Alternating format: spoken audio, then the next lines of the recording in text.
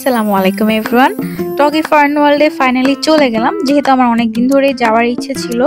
তো আমার এক্সপিরিয়েন্স কেমন ছিল, সেখানে কি করলাম না করলাম, সেটা নিয়ে থাকছে আজকের ব্লগ। আশা করি সবাই সাথে থাকবে। প্রথমে আমরা লেভেল 8-এ চলে গেলাম। সেখানে গিয়ে আমরা সবাই টিকিট কেটে নিলাম। ওখানে জাস্ট ঢোকার জন্যই পার পারসন 150 টাকা করে দিতে হবে। বাট ওখানে ফুল প্যাকেজও আছে, বাট আমার মনে হয় ফুল প্যাকেজ সবার না নেওয়াই বেটার। যার যে রাইডসটা চড়তে ইচ্ছা করবে সেই রাইডসটা আলাদা করে কিনে নেওয়া যাবে, কারণ সবাই সব রকমের রাইডস চড়তে পারবে না। যেমন এইখানে সব একদম ছোট বাচ্চাদের রাইডস, যেটা শুধুমাত্র বাচ্চাদের জন্য, এটা কিন্তু বড়রা চড়তে পারবে না।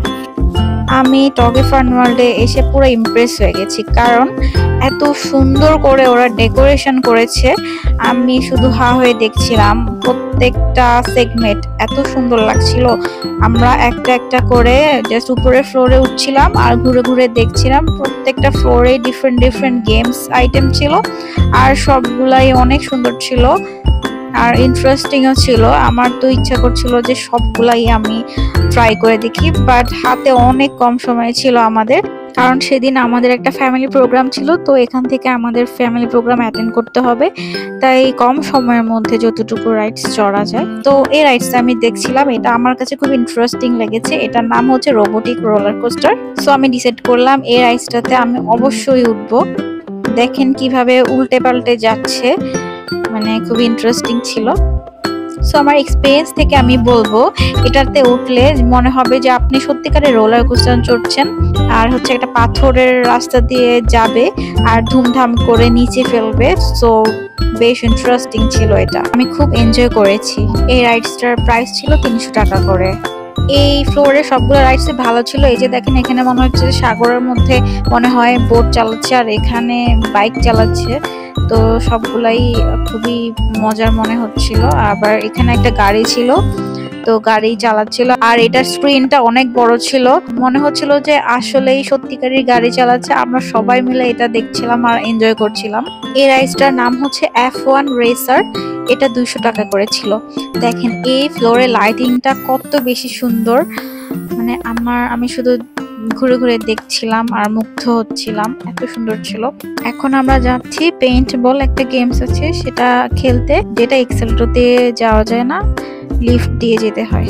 তো ওখানে গিয়ে দেখলাম যে ভালোই একটা ভিড় ছিল। মানে এটা খেলতে হলে আমাদের অনেক ওয়েট করতে হবে। অলরেডি ওখানে গেমস চলছিল।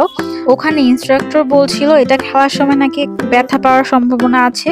তো এটা শুনে ফার্স্টে ভয় পেয়ে গেলাম। এরপর আবার বললো যে চশমা পরে খেলা যাবে না।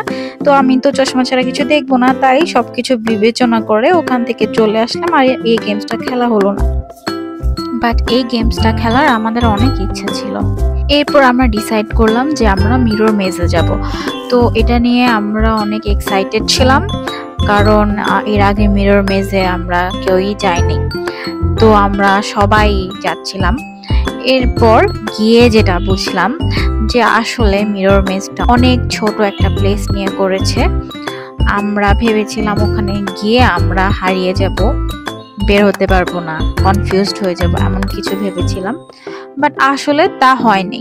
আমরা হচ্ছে অনেক মানুষ ঢুকেছি, বাট একসাথে ঢুকি নাই, আলাদা আলাদা করে ঢুকেছি। বাট ওখানে গিয়ে আমরা সবাই একসাথে হয়ে গেলাম, আর এমন ফিল হয় নাই যে আমরা রাস্তা খুঁজে পাচ্ছি না।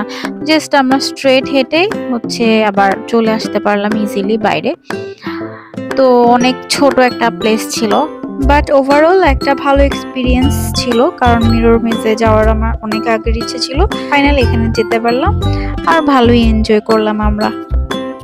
এই তো, এরপর আমাদের হাতে আর বেশি সময় ছিল না। তো আমরা খাওয়া দাওয়া করে এরপর বাসায় চলে গেলাম। তো এই ভিডিওটা আপনাদের কেমন লাগলো অবশ্যই কমেন্ট করে জানাবেন। আল্লাহ হাফেজ।